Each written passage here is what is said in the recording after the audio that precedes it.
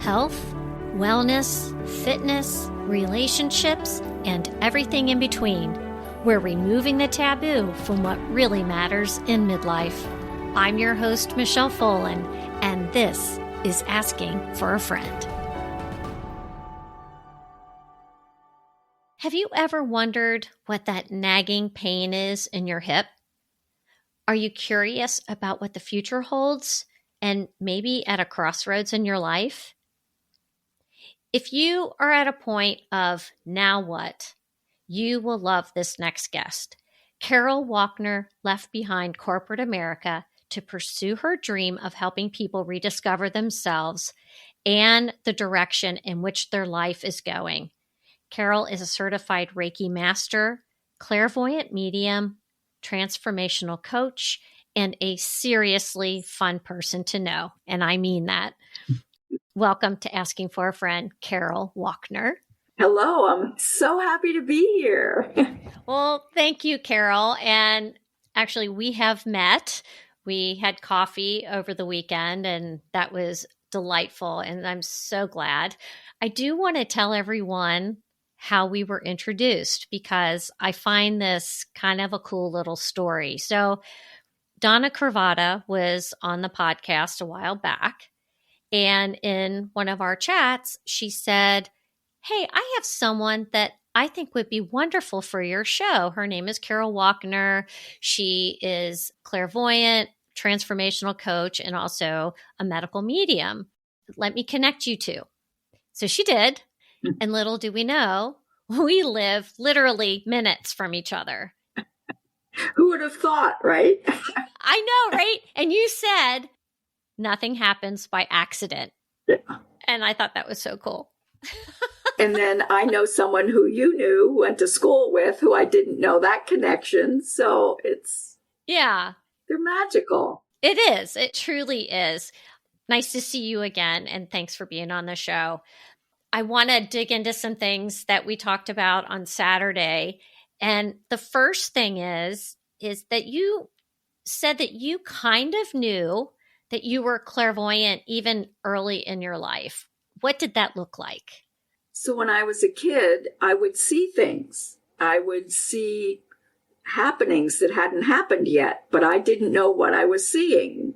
I just thought I was some weird little kid who saw stuff because you don't talk about it. I probably did and say, "Oh, I saw this plane crash. Is everybody okay?" And, everybody would look at me like, "What are you talking about?" Because it probably was a plane crash in Europe and I live in New Jersey or whatever. So I knew I was different and that there was something, I was a gift. But as a kid, I didn't really know what it was. Yeah, you probably couldn't define it because you didn't know what a clairvoyant was at that time. Right. And then you kind of went through life like many of us do. You ended up in corporate America, right? I did. I call myself a refugee from corporate America. I was there for 40 years. But in one of the places when I lived in Minnesota, I met a woman who was an extremely powerful energy healer. So that's where I started my journey of realizing what energy was. And that's what led me to become a Reiki Master. Really, energy is quantum physics. Everything in motion stays in motion until it stops and gets stuck. And so part of the energy work is to get it moving again so people won't get so stuck. And I studied Chinese medicine at the same time, which leads into the medical medium piece, because I literally feel in my body, like if someone is grieving or disappointed, I get a feeling of heaviness in my lungs. And according to Chinese medicine, lung issues are disappointment, grief, sadness, having to do everything alone. So it gives me a guideline of what might be going on with the client. And then as soon as we resolve the issue, then my heaviness goes away. Thank goodness. I don't keep all that stuff. So a couple things, because you got my brain going. This is my ADHD kicking in. When you were 40 years in corporate America, how did you use this gift when you were in business? So the clairvoyance was I knew who to call on. I knew what to say to them. I knew who the clients would not be open to the company that I was working with. So I was extremely successful in sales because I knew what to say and to whom to say it and who to call on. And I'm a people person. So I had a lot of people working under me, and usually customer service was under me also. And I just knew what to say and how to treat people in a way so they would be comfortable and do the best job that they could do. Yeah, that's a gift. We all wish we had that in corporate America. Trust me. And you had mentioned to me that your sister is also clairvoyant, but that she is more of an empath. Can you define the difference between the way you approach things and the way your sister does? She's very psychic also and empathic.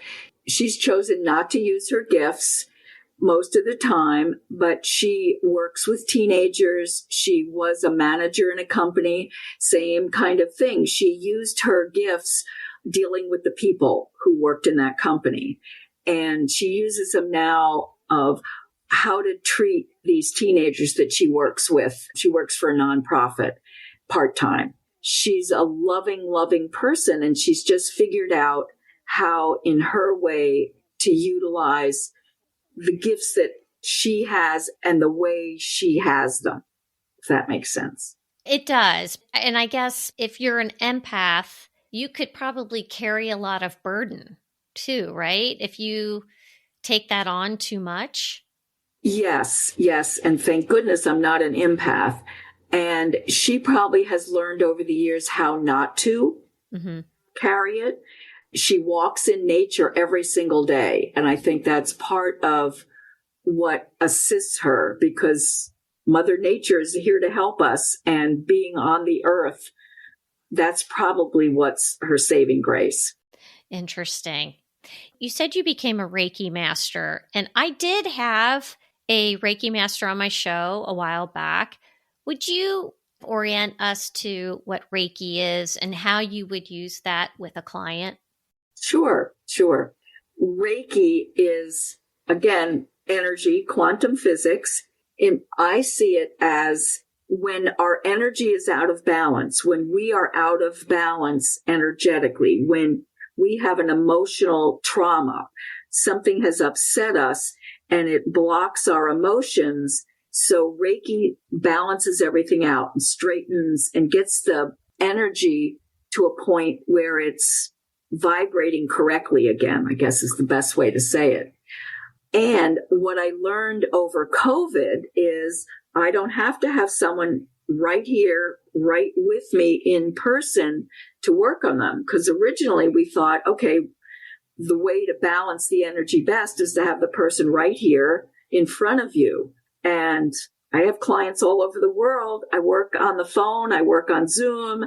I don't even have to see you, because what I've been doing and learned to do is when I have a client, I tune into their energy, and it's like I'm with them. They're with me right here, right now. I just finished with a client over the phone, and she's 1,000. Well, no, I'm in California. She's 3,000 miles away. And as soon as I connected with her energetically, I said, oh, this is going on, that's going on. And it was true, because it's like she's right in front of me and I don't have to see her and she doesn't have to be here physically. So it goes back to the quantum physics. It's energy, and it doesn't matter if it's right here under my palms or if I'm like that. Okay. How do you also tie in the clairvoyance too? Because I know you kind of use these as like combination tools with working with your clients. I do. Thank you. That's a great question. I open up to the spirit world and the angelic world also. I've always been a visual, creative person, and maybe that's the other side of the clairvoyance, because I see things in my head too. So as soon as I tie into the energy of the client, I see things about them or for them the client I was just working with, we were talking about her husband and her father and mother, and I would clue into the energy of those people, and I could actually see like their childhood. It sounds unbelievable, but I see it, and the client verifies. And I'm also clairaudient, so I get messages, I hear messages, and they yell at me sometimes if I don't listen. They get louder and louder. Tell her this. And I had a client the other day. She was asking a question about her dad, and they said to me, bananas. And I go, what? So instead of questioning, I said, what's the relationship between your dad and bananas? And she said, oh, that's a hysterical story. When I was a kid, my dad, we had this one morning and he made me eat like 3 or 4 bananas because he thought it would be healthy for me. And she said, I haven't been able to eat bananas since. So it's like, okay, that was the correct word, even though it was weird. Yeah. And I'm clairsentient, which is I feel it in my body. And that's what makes me the medical medium, because I feel exactly what's going on with the person's physical body. The medical medium piece is absolutely fascinating. Can you provide like an example or two of where you've been able to use that gift to help someone through a medical issue? Yes. So the client I just had, when I tuned into her energy, I said, I feel a heaviness. And I said, I feel a heaviness in your chest. I said, but it's not physical. It feels more emotional. And she said, well, funny you should say I have a heaviness in my chest. She said, I had chest pains last week and ended up in the ER wondering if there was something wrong with my heart. And I said, no, your heart's fine. She goes, yes, they told me that too, because I could see her heart. And she just had some residual emotional thing related to her mother, who's probably going to pass away soon. From a Reiki standpoint, I remove the energy. So I can feel it, I can see it, I can take it out. And when I remove energy from a physical body, it also, to me, removes it from their energetic body, which I see is like an invisible presence around us. And I blow love into that area, so it kind of closes the energy body back up. And then the love is in there instead of the emotion that was clogging. How do people report feeling after you go through that process? Lighter, brighter, wonderful, mostly lighter. And one woman had a pain in her shoulder. This was a few years ago. And we were on FaceTime because it was during COVID. And I said, oh, that's your mother hovering again. And so I went like this, and we were on FaceTime, and she goes, oh, the pain's gone. And that was all it took. Yep. Yeah. It's amazing how you feel these things. Couple things. Has your gift gotten more fine-tuned as you've gotten older? Yes, because I use it more. So I use a combination of all these gifts with all my clients, and I get a lot of referrals. So I probably have 2 or 3 or 4 clients a day every week. So the more I do it, the more fine-tuned it gets, because there's nuances that come to me also. So yeah. You did share a story with me about the young lady that you spoke to that had the, I guess, upper gastric pain. Can you tell that story? Sure. It makes me chuckle, but I shouldn't. Anyway, very young woman, and she had a pain. It's the little space between your esophagus and your stomach. There's like a tube that comes down, and that's where her sharp pain for like 2 years. And she'd had endoscopies and this oscopy and that oscopy, and nobody could figure out what was the matter. So I was kind of like a last resort. We were in person actually that time. And she said she had a pain. And I pointed to her and I said, is this where it is? And she said, yes. Like, how did you know that?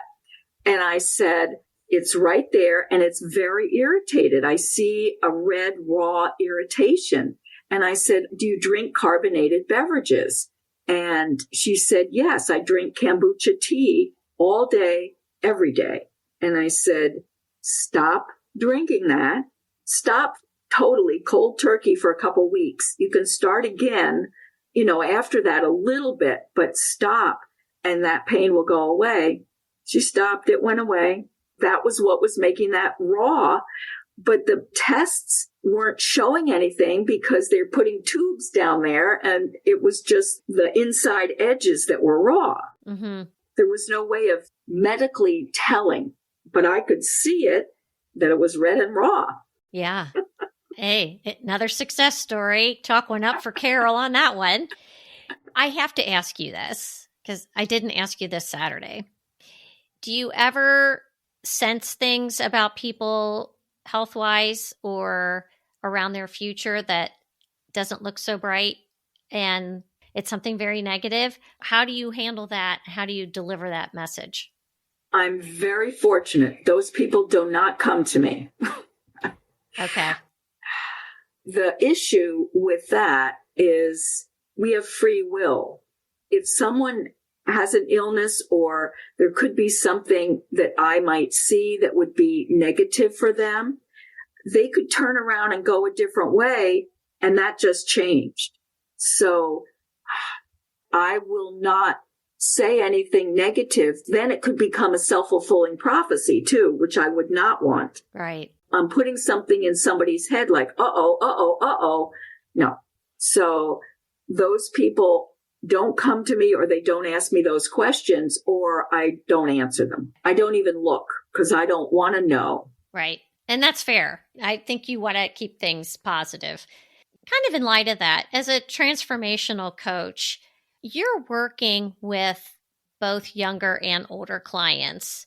In regard to the things that they're needing help with, how is that different? So, like if you're working with younger clients, what are they typically coming to you for? And then women in midlife like us, like why are they coming to see you?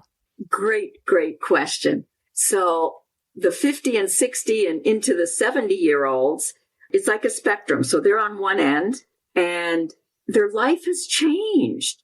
They're widowed, they're divorced, they're retired, they have health issues.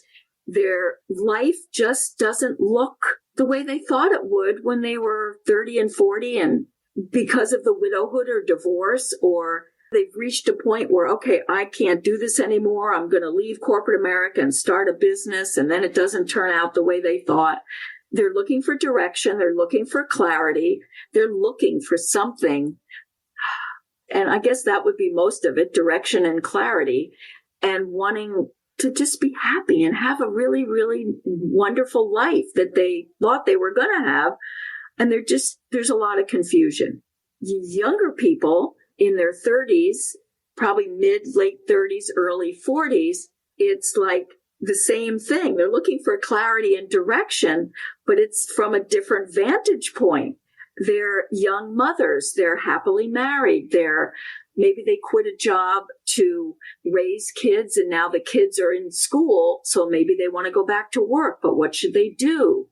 A few of them that I've had, women that I've met recently, the younger ones, it's like they're looking for something real, something bigger than themselves, maybe something spiritual.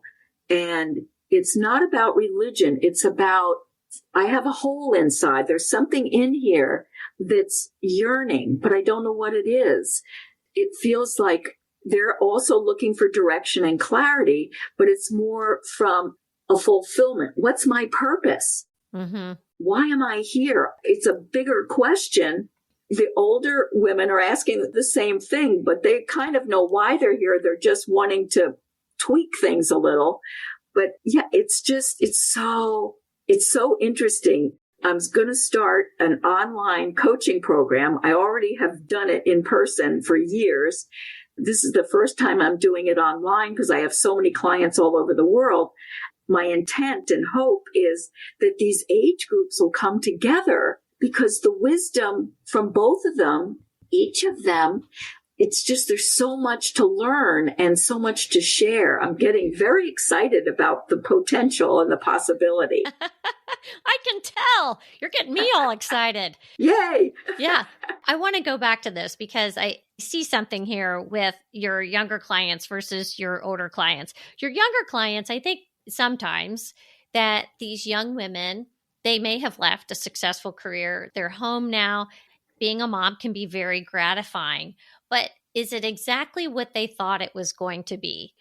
It's kind of that, this is way harder. It's not as, where's the fantasy, Yes. Right? It's like, this is going to be so great. I'm going to go to lunch with friends and go to the park every day with the kids. And it may not be that for them. And so I think they need something beyond that to keep them totally fulfilled. Yes. And part of the fantasy is there, but okay, you've gone to the park with the kids, you've done all that, it's 2:00 in the afternoon, now what? Nap time for mom. And the kids are okay.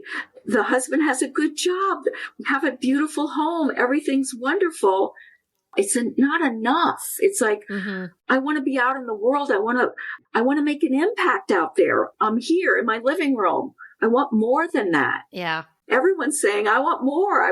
It goes down to give me clarity and direction of what's my purpose, that how will I feel fulfilled?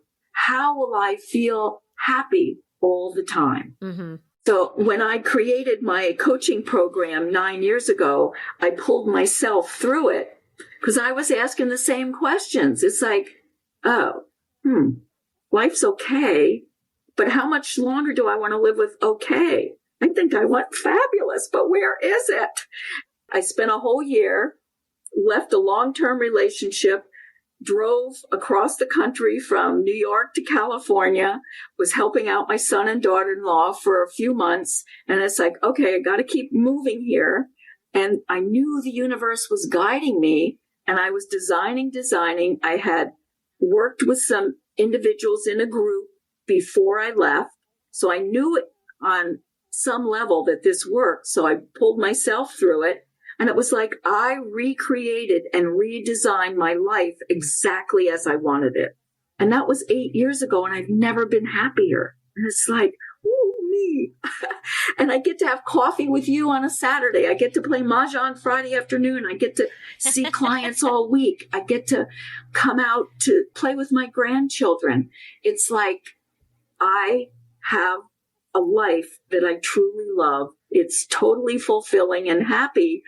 And I designed it. And that's what my program does. I'm going to design good lives for the people who come to me. So for women in the midlife and beyond age group, I see so many women, they're finally got their head up, right? They've finished taking care of the kids. They may be empty nesters now. They may or may not be still taking care of their parents or maybe their aunt or whatever. And they now are saying, okay, what about me? Just like what you were saying. And they still have a good 30 years ahead of them. And they want to know what that looks like. And I think this is so great to be able to get some answers. I know, absolutely. Everybody wants answers. And we really design it together. So I'm excited about my group program because I said I design it, but it's really, we're working together. I'm working with each of them, but we're working as a group as well to really individually and as a group design how we want things to look, because we can do that. We just don't know, oh yeah, I get to choose. We get to choose. Right. You're going to start your group program. You have individual coaching. How else do you work with clients? So I know you do in person, you do Zoom. Telephone also. Telephone, that works too. They're all over the world now. So whatever works. Zoom is great because then we get to see each other and they can watch me go like this as I'm doing my magic over here with my eyes closed. So most of my work up until now has been individuals. And I've done workshops for years on vision boarding and different things like that with groups in person and online, but not a long online program. So it'll be just a mix of everything. And then I get to come out here to California and play with my grandkids in the meantime, in between time. That's great. And you can do it from there. That's the beauty of doing the remote thing. I do want to share this. When you and I met on Saturday, and I told you that someone close to me was not well. Yes. And immediately you coughed. I did not tell you at that time that they had lung cancer. But when I did, you said that you had sensed that and felt it. That floored me. And I think people may be listening to this and saying, this is woo-woo, because there's always going to be naysayers, right? Right. But I do believe that there are people that have been given a gift. And I believe that there are people that have the gift and don't know it. Oh, yes. Oh, yes. Definitely. Definitely. And the naysayers, they won't come to me. Right. It's that simple. The naysayers won't come. They're naysayers. They don't believe that, how can you do that? Well, I have X-ray vision. That's how, but. Right. Have you ever met someone and immediately knew that they had the gift and they didn't know they had it? Has that ever happened? Frank, not exactly, but I believe everybody has intuition. Everybody has the gift. They just have to enhance it. They have to hone in on it. They have to believe it. And some people have more intuition than others. So I would say maybe some is not an actual gift. We all have that little voice that says, maybe you should do this. Most of the time we ignore it. I even ignore it sometimes. I have a lot of funny stories about the ones I ignored.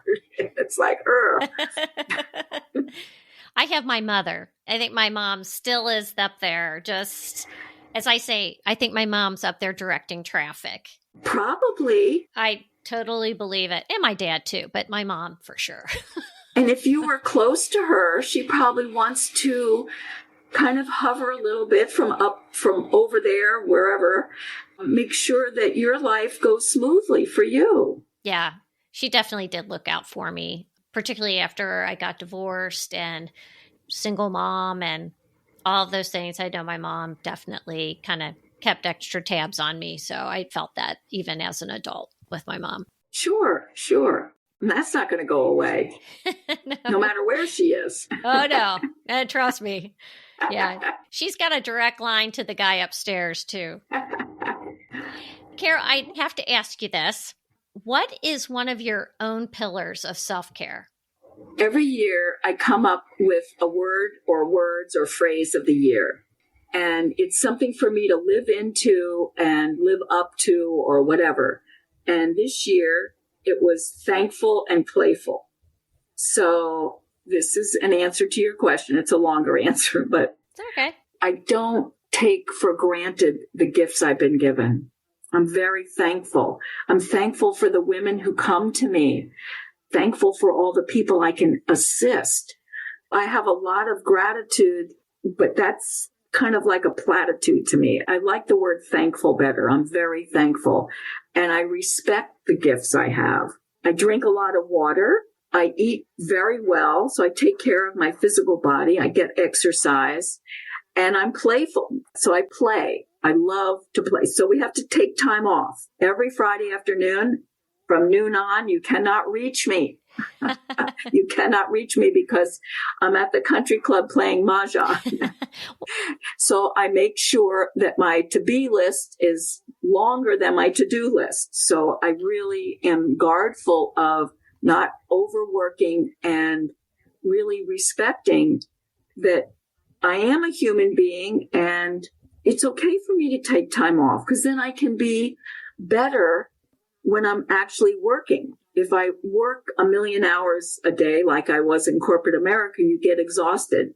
The work I do now, I can't be exhausted. I have to. I love what you just said.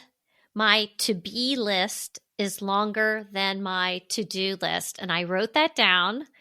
I think that is such a fabulous mantra, whether it's your mantra or not. It's fabulous. So thank you for sharing that. That's great. Carol, one last thing. How can our listeners find you? Thank you. I have a website, carolwalkner.com. It's being redesigned and simplified, but it's up and running, of course. My email is carolwalkner888@gmail.com. Those are probably the best ways. And I do offer a 30-minute complimentary discovery call. If somebody is interested in finding out how I might help them, I would love to chat with you and we'll discover together. Can I help you? Most likely. But if I can't, I will say, not my bailiwick, not my area.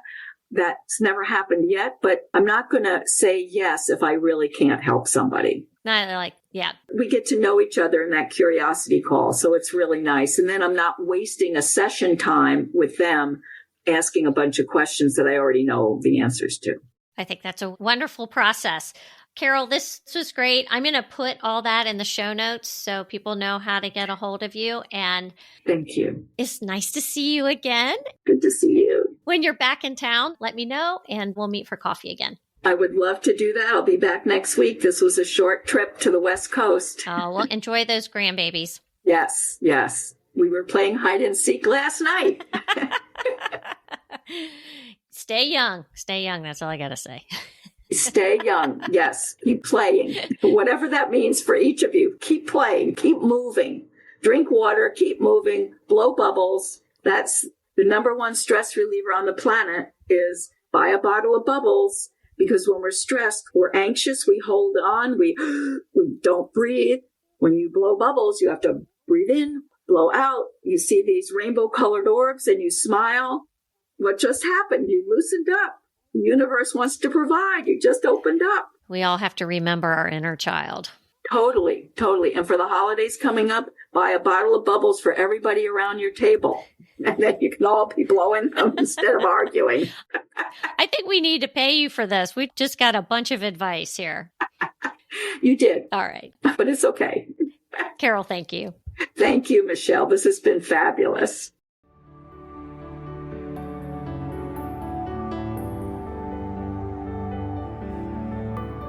Follow Asking for a Friend on social media outlets and provide a review and share this show wherever you get your podcasts.